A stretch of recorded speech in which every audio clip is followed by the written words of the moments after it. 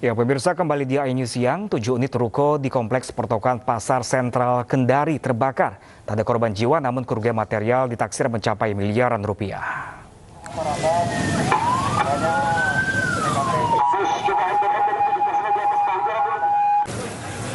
7 unit ruko di Kompleks Pertokohan Pasar Sentral Kendari terbakar.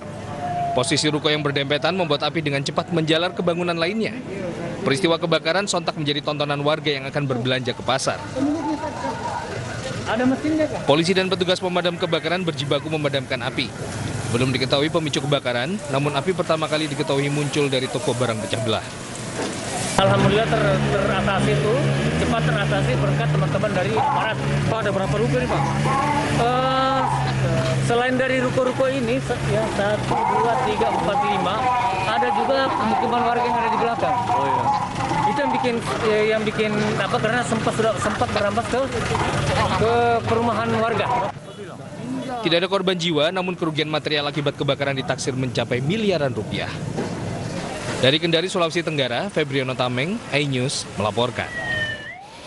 Ya, pemirsa, belum dibukanya Taman Kota, warga habiskan akhir pekan di kawasan Braga. Jadi ikon khas Kota Kembang, wisatawan antusias berburu kuliner dan bersuah foto. Kawasan Braga, Pendek dan Asia Afrika masih jadi pilihan warga Bandung, Jawa Barat untuk menghabiskan akhir pekan.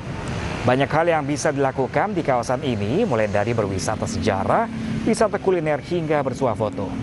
Namun sayang, masih ada warga yang tidak taat protokol kesehatan saat beraktivitas.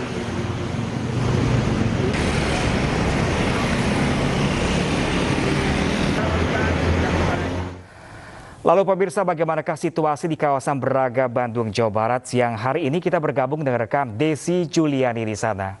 Halo Desi, selamat siang Desi. Hal seru apa saja sih yang biasanya dilakukan warga Bandung di kawasan Braga di akhir pekan?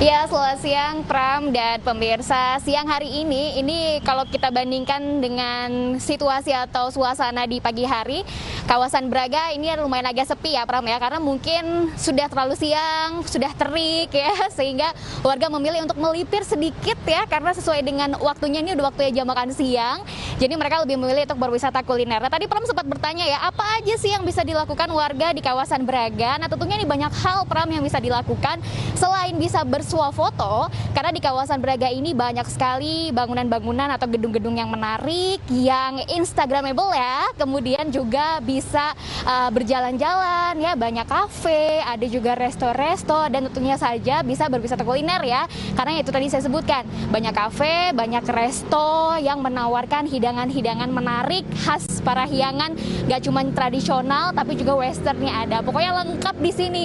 Selain itu juga wisatawan atau warga ini bisa berwisata sejarah juga, karena kawasan Braga kemudian juga kawasan Asia Afrika ini merupakan kawasan bersejarah tentunya ya di Kota Bandung, yang kalau misalnya nih orang luar Bandung pendatang bilang kalau ke Bandung ini nggak lengkap rasanya kalau nggak main-main ke Jalan Braga ataupun ke Jalan Asia Afrika. Nah, seperti itu Pram ya, banyak yang bisa dilakukan oleh wisatawan ataupun warga jika berkunjung ke kawasan Braga dan juga Asia Afrika ini. Tapi nih sayangnya Pram dan pemirsa, kami masih melihat ada warga yang masih abai protokol kesehatan. Pram.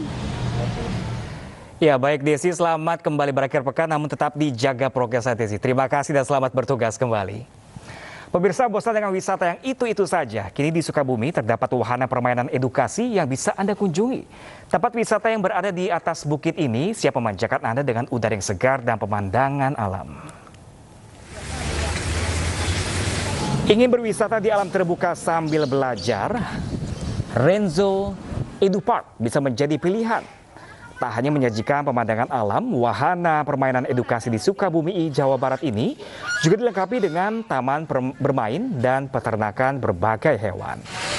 Selain itu, jika Anda yang lelah dapat beristirahat di kafe sembari bersuah foto.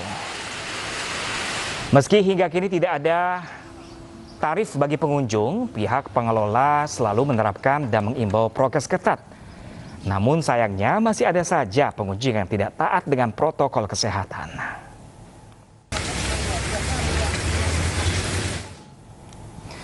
Ya, pemirsa, pelonggaran PPKM di Jawa Bali berdampak pada lonjakan wisatawan di Pulau Dewata.